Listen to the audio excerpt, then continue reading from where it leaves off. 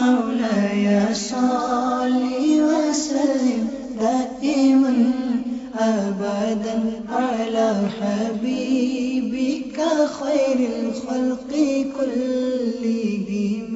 مولاي صل وسلم دائما أبدا على. الحمد لله رب العالمين، والصلاة والسلام على سيد المرسلين. أما بعد، فأعوذ بالله من الشيطان الرجيم. بسم الله الرحمن الرحيم. الصلاة والسلام عليك يا رسول الله، وعلى آلك وأصحابك يا حبيب الله. الصلاة والسلام عليك يا نبي الله، وعلى آلك وأصحابك يا نور الله. وبعد، أحبتي في الله، حي الله تعالى هذه الوجوه الطيبة، وأسأل الله تعالى الذي جمعنا على قراءة سنة حبيبه صلى الله عليه وسلم أن يجمعنا مع حبيبه صلى الله عليه وسلم يوم القيامة، إنه سميع قريب. يقول الحبيب المصطفى صلى الله عليه وسلم: من صلى علي صلاة صلى الله عليه بها 10. صلوا على الحبيب صلى الله تعالى على سيدنا محمد وعلى آله وسلم. أحبتي في الله، ما زلنا في كتابنا كتاب الشمائل المحمدية لسيدنا إمامنا الإمام الترمذي رحمه الله تعالى، أبو عيسى الترمذي. شمائل الحبيب المصطفى صلى الله عليه وسلم، خصاله وفضائله وأخلاقه وخلقه وخلقه صلى الله عليه وسلم، كل هذا نتعرف عليه في كتابه الشمائل. نبحر معا بإذن الله تعالى، عل الله تعالى أن ينفعنا وإياكم بها. وكنا قد وصلنا إلى قوله رحمه الله تعالى: باب ما جاء في خاتم النبوة. أليس كذلك؟ نستعين بالله. بسم الله. يقول رحمه الله تعالى: باب ما جاء في خاتم النبوة. حدثنا أبو رجاء قتيبة بن سعيد حدثنا حاتم بن إسماعيل عن الجعد بن عبد الرحمن قال: سمعت السائب بن يزيد يقول: ذهبت بي خالتي إلى النبي صلى الله عليه وسلم فقالت: يا رسول الله، إن ابن أختي وجع. فمسح صلى الله عليه وسلم رأسي ودعا لي بالبركة وتوضأ، فشربت من وضوئه وقمت خلف ظهره فنظرت إلى الخاتم بين كتفيه فإذا هو مثل زر الحجلة. قوله، نأتي الآن إلى كلمة وجع. مقصد بالوجع أنه كان عنده وجع، ألم. وبعض الروايات تفسر، وفسر ذلك الإمام الباجوري رحمه الله تعالى، قال: وجع في قدميه. وهذا لا يمنع كون النبي عليه الصلاة والسلام حينما مسح على رأسه أنه لم يمسح على القدم يعني، وإنما يجوز ذلك المسح على العضو أو على الرأس الذي هو أصل البدن كاملا، يعني منه يشفى الإنسان بإذن الله سبحانه وتعالى. ثم شربت من وضوئه. حينما قال شربت من وضوئه، المراد هنا من فصل من ماء الحبيب صلى الله عليه وسلم من الوضوء، من ماء الوضوء، لأن الماء لو أردنا ما زاد من الوضوء لما كان فيه عين البركة، وإنما قصد بذلك البركة. المقصد من هنا بركة ماء النبي عليه الصلاة والسلام. كيف تتحقق البركة من ماء النبي عليه الصلاة والسلام، ماء وضوئه؟ إذا لامس جسده صلى الله عليه وسلم. فما لامس جسده وتساقط من جسده صلى الله عليه وسلم، هذا هو الماء المبارك حقيقة صلى الله عليه وسلم. هذا أيضا دليل على تبرك الصحابة رضي الله عنهم بوضوء النبي عليه الصلاة والسلام. هذا أيضا قوله فإذا هو مثل زر الحجلة. طبعا المقصود بها الحجلة هو طائر معروف عند العرب، والزر مقصود به هنا بيض الحجلة، يعني بيض هذا الطائر. الخاتم هو شكله كشكل أو حجمه كحجم زر الحجلة. سيأتي فيما بعد موضوع اختلاف حجم الخاتم، سنرى أحيانا روايات مختلفة، مرة حجلة، مرة حمامة، مرة أكبر من ذلك. فكيف الترجيح بين الروايات وكيف نفسر الروايات سيأتي ذلك معنا بإذن الله. ثم قال رحمه الله تعالى: حدثنا أبو مصعب المديني حدثنا يوسف ابن الماجشون عن أبيه عن عاصم بن عمر بن قتادة عن جدته رميثة قالت: سمعت رسول الله صلى الله عليه وسلم: ولو أشاء أن أقبل الخاتم الذي بين كتفيه من قربه لفعلت. يقول من؟ النبي عليه الصلاة والسلام لسعد بن معاذ يوم مات: اهتز له عرش الرحمن. هنا عندنا جملة اعتراضية، هي قالت: سمعت رسول الله صلى الله عليه وسلم، تتمتها يقول لسعد بن معاذ. ما بين قولها ولو أشاء إلى لفعلت هذه جملة اعتراضية تريد أن تبين لنا مدى قربها كانت من النبي عليه الصلاة والسلام. حينما سمعت رواية كانت قرب النبي عليه الصلاة والسلام بشدة، حتى أنها رأت خاتم النبي عليه الصلاة والسلام وكانت تستطيع أن تقبله لكنها ما قبلته. قالت: ولو أشاء أن أقبل الخاتم الذي بين كتفيه من قربه، كانت قريبة منه صلى الله عليه وسلم، لفعلته. طبعا هذا قلنا لبيان أنها كانت قريبة من النبي عليه الصلاة والسلام. ثم قالت: يقول أي النبي عليه الصلاة والسلام لسعد بن معاذ، أي عن سعد بن معاذ رضي الله عنه حينما مات. ما هو قول النبي عليه الصلاة والسلام؟ اهتز له عرش الرحمن رضي الله عنه وأرضاه.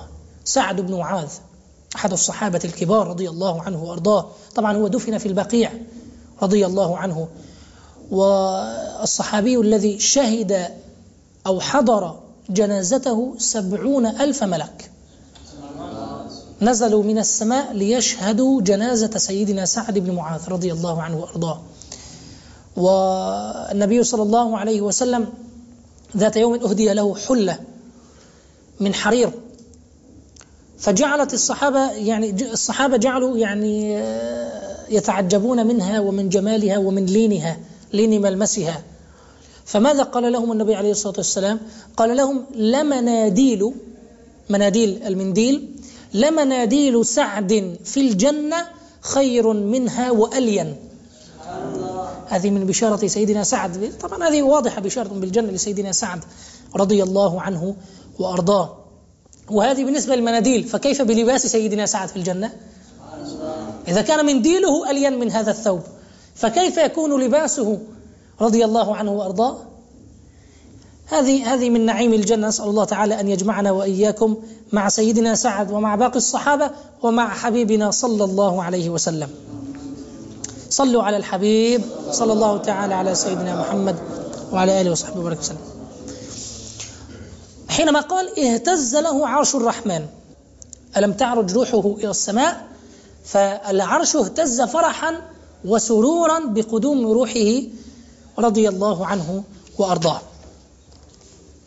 ثم قال الإمام الترمذي رحمه الله تعالى: هنالك عندكم أي سؤال؟ استفسار؟ كل شيء واضح؟ إذن كل شيء تمام. إذن صلوا على الحبيب صلى الله تعالى على سيدنا محمد وعلى آله وصحبه وسلم.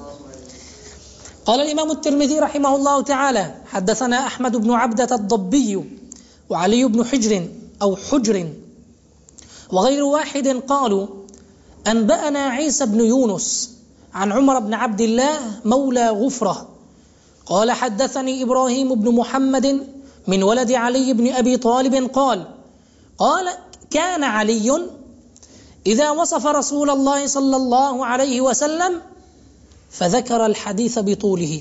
أي حديث؟ الذي سردناه في الدرس الأول أو الثاني، سردناه. وقال: بين كتفيه خاتم النبوة وهو خاتم النبيين. وفصلنا معنى خاتم النبوة الذي بين كتفي النبي عليه الصلاة والسلام، والحديث المذكور قلنا قبلا وخاتم النبيين أي أنه خاتم الأنبياء والمرسلين، فلا نبي بعد النبي عليه الصلاة والسلام. ثم قال رحمه الله تعالى: حدثنا محمد بن بشار حدثنا أبو عاصم حدثنا عزرة بن ثابت حدثني علباء بن أحمر اليشكري قال حدثني أبو زيد عمرو بن أخطب الأنصاري قال قال لي رسول الله صلى الله عليه وسلم يا أبا زيد أدن مني فامسح ظهري. النبي عليه الصلاة والسلام قال لأبي زيد تعال أدن مني فامسح بيدك ظهري. يقول فمسحت ظهره فوقعت أصابعي على الخاتم. قلت وما الخاتم؟ قال شعرات مجتمعات.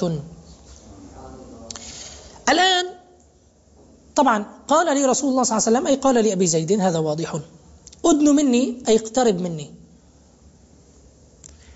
فامسح ظهري. هنا يذكر الإمام الباجوري رحمه الله تعالى قال يحتمل أنه صلى الله عليه وسلم علم بنور النبوة الذي عند الحبيب صلى الله عليه وسلم أن أبا زيد يريد معرفة كيفية الخاتم، فأمره أن يمسح على ظهره ليعرفها. لماذا أمره أن يمسح؟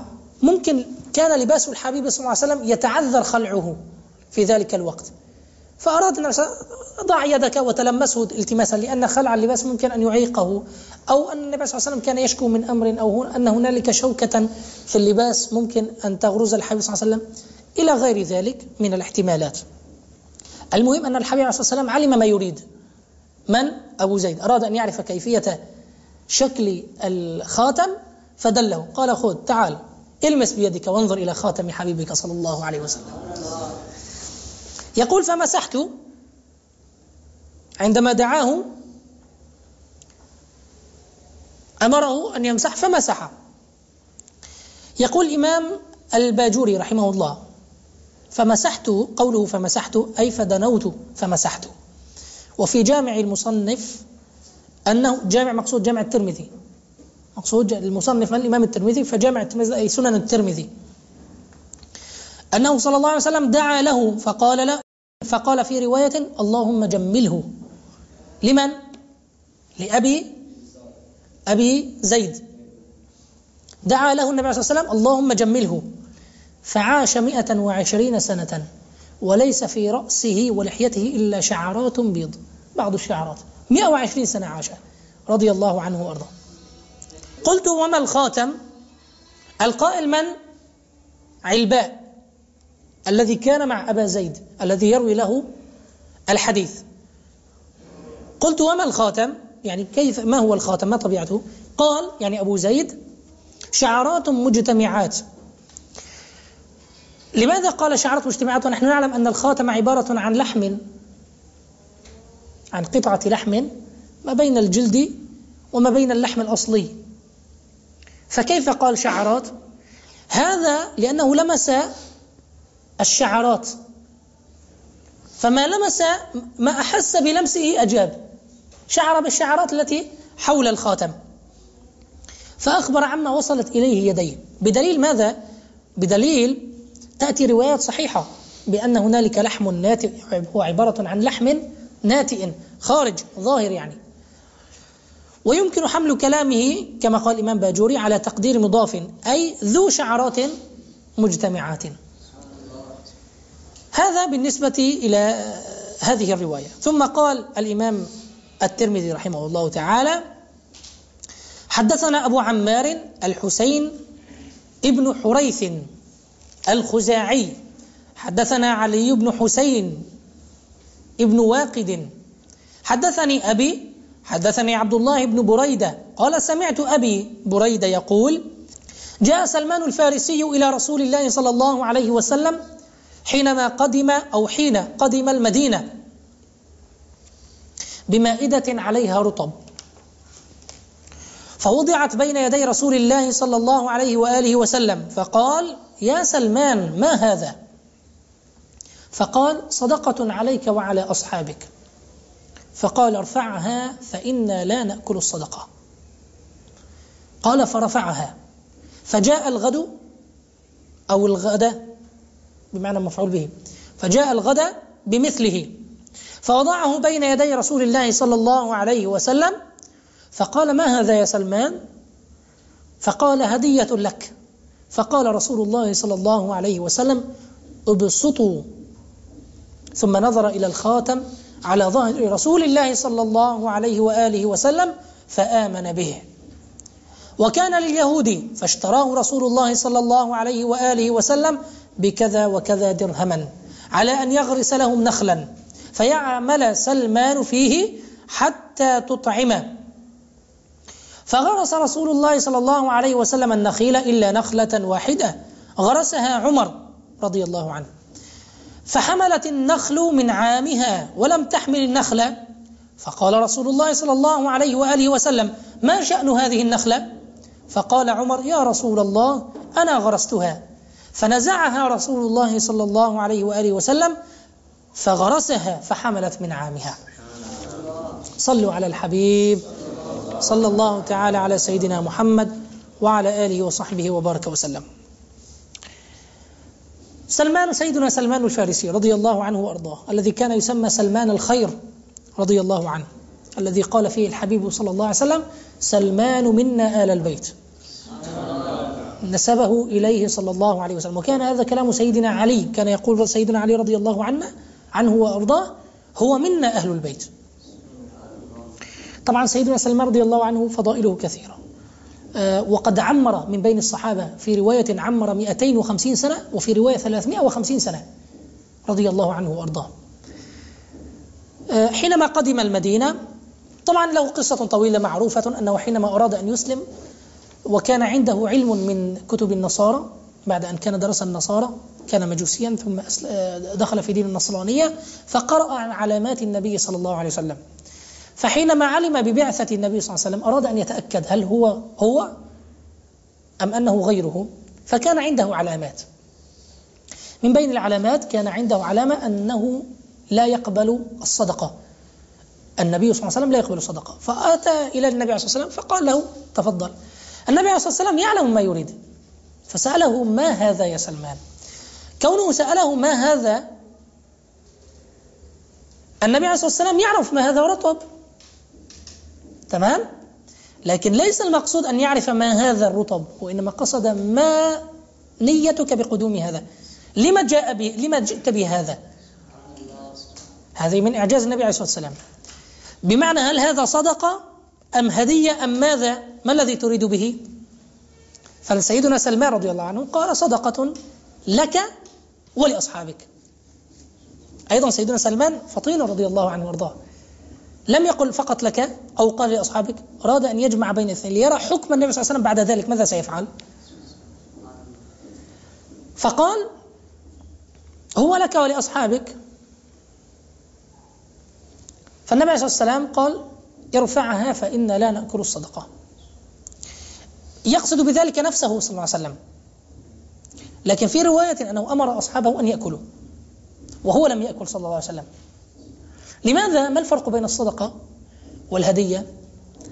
الصدقة فيها ترحم، الصدقة تعطى للترحم، والترحم للنبي صلى الله عليه وسلم لا يجوز، لأنه معزز مكرم عند الله.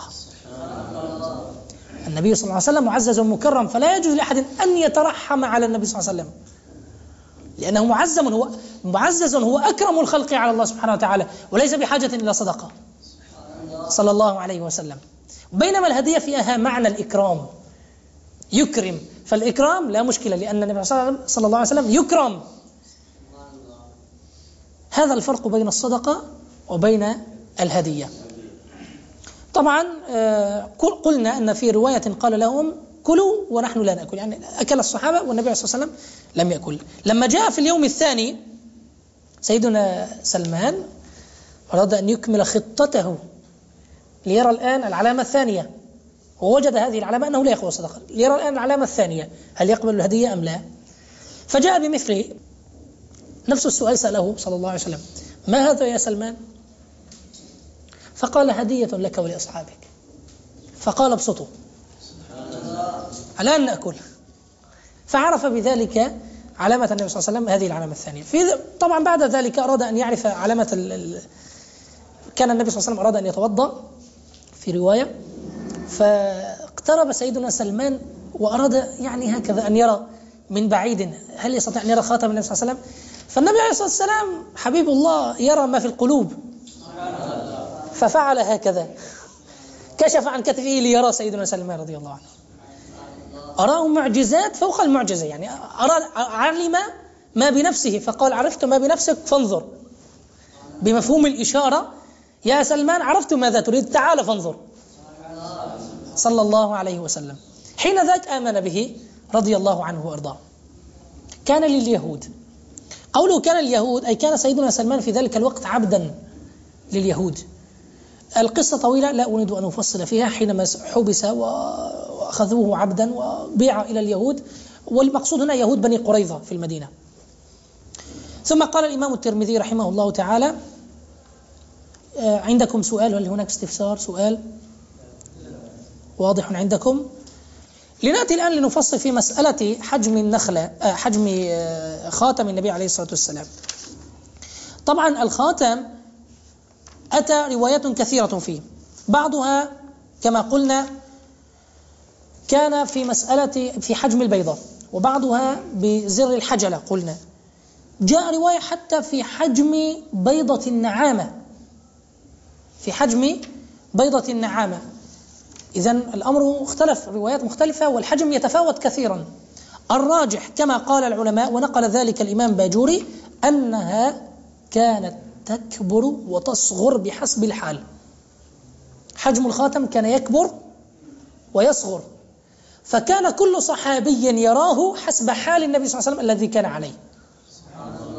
فكان بعضهم يراه بشكل صغير، وبعضهم حتى يصل إلى حجم الكف، يصل حجم خاتم النبي صلى الله عليه وسلم. صلوا على الحبيب صلى الله تعالى على سيدنا محمد عليه الصلاة والسلام. يا شيخ هناك سؤال، ما معنى استغفار للنبي صلى الله تعالى عليه وآله وسلم؟ جميل. الاستغفار هو طلب الرحمة من الله سبحانه وتعالى. الحبيب صلى الله عليه وسلم طبعا الله سبحانه وتعالى أمرنا نحن في القرآن الكريم بأسلوب خبري: ولو أنهم إذ ظلموا أنفسهم جاءوك فاستغفروا الله واستغفر لهم الرسول لوجدوا الله توابا رحيما. الاستغفار هو طلب الرحمة لما بدر من تقصير، والاستغفار هو لأن الإنسان بطبعه عاجز، كل ابن آدم خطاء وخير الخطائين التوابون، كما قال صلى الله عليه وسلم. ما عدا الحبيب صلى الله عليه وسلم كل الناس خطاؤون، لأن الحبيب عليه الصلاة والسلام والأنبياء معصومون، أما باقي الناس كلهم مخطئون وخير الخطائين التوابون. فهذا طلب الاستغفار، والله تعالى أعلم ورسوله صلى الله عليه وسلم. سؤال آخر؟ هل هناك سؤال؟ يا شيخ ما معنى نسبة الذنب إلى النبي الكريم صلى الله تعالى عليه وسلم ها هنا؟ إطلاق الذنب، إطلاق ذنب النبي عليه الصلاة والسلام لا يقصد منه التحقق. كونه أطلق واستغفر لذنبك لا يقتضي أنه يوجد ذنب. إذا الحبيب صلى الله عليه وسلم يعني معصوم، لأن أهل السنة والجماعة متفقون إجماعا على أن الحبيب صلى الله عليه وسلم معصوم عن الخطأ. بعضهم اختلف في مسألة خطأ الدنيوي، ولكن الراجح أن النبي عليه الصلاة والسلام معصوم في كل شيء صلى الله عليه وسلم. وتذكرون حينما قلت لكم وحدثتكم عن كتاب الإمام المحدث الكبير الحلبي الإمام عبد الرزاق الحلبي رحمه الله تعالى، وقلت لكم في بداية المقدمة أنه ألف كتابا اسمه سيدنا محمد رسول الله صلى الله عليه وسلم، شمائله وأخلاقه، هذا عنوان الكتاب. الكتاب جمع فيه شمائل الحبيب صلى الله عليه وسلم، ورد على كل شبهة تقول إن النبي عليه الصلاة والسلام ممكن أن يكون أخطأ، خاصة في مسألة تأبير النخل وفي مسألة عبس وتولى، قول الله سبحانه وتعالى عبس وتولى، ردها كلها ردا بليغا جامعا مانعا مفحما، أثبت أن الحبيب صلى الله عليه وسلم معصوم مطلقا صلى الله عليه وسلم، أيضا الأنبياء، وهذا باتفاق ولا شك في ذلك، والله تعالى أعلم ورسوله صلى الله عليه وسلم. نسبة الذنب إلى النبي صلى الله عليه وسلم هنا نسبة الذنب والله تعالى أعلم يقصد بها رفع الدرجات، لأنه يقينا ليس هنالك ذنب، فهنالك معنى. انظر دائما عندما يكون عندنا قاعدة عند علماء أهل السنة والجماعة، عندما تأتينا آية متشابهة وعندنا آيات محكمة، فنأخذ بالمحكم ونفوض المتشابه معناه إلى الله سبحانه وتعالى. الآيات المحكمات نتمسك بها، والآيات المتشابهة أولا نكل معناها إلى الله سبحانه وتعالى، فإذا اضطررنا نأتي إلى التأويل. فماذا جاء علماؤنا في يؤولون هذه الآية؟ نأتي إلى تأويل العلماء. ماذا أول معناها؟ أولوها على أنها رحمة، على أنها رفع درجات، كما في مسألة الصلاة على الحبيب صلى الله عليه وسلم. الصلاة لفظ مشترك، نحن نصلي لله والملائكة تصلي والله تعالى يصلي، إن الله وملائكته يصلون على النبي يا أيها الذين آمنوا صلوا عليه وسلموا تسليما.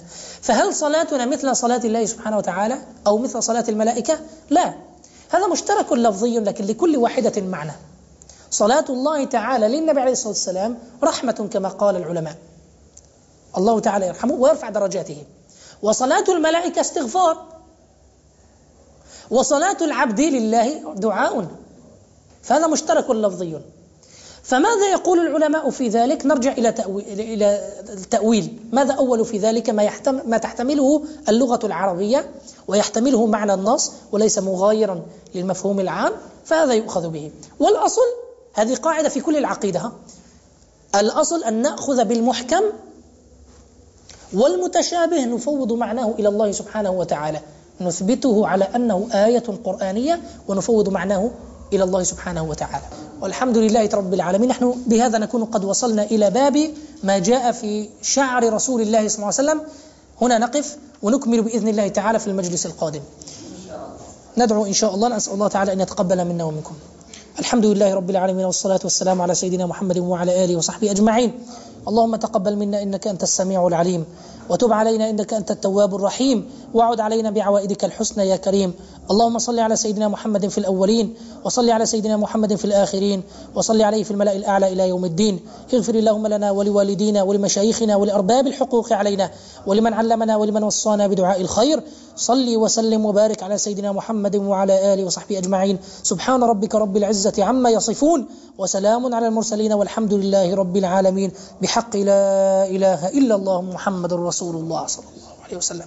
مولاي صل وسلم دائما أبدا على حبيبك خير الخلق كلهم. مولاي صل وسلم دائما أبدا على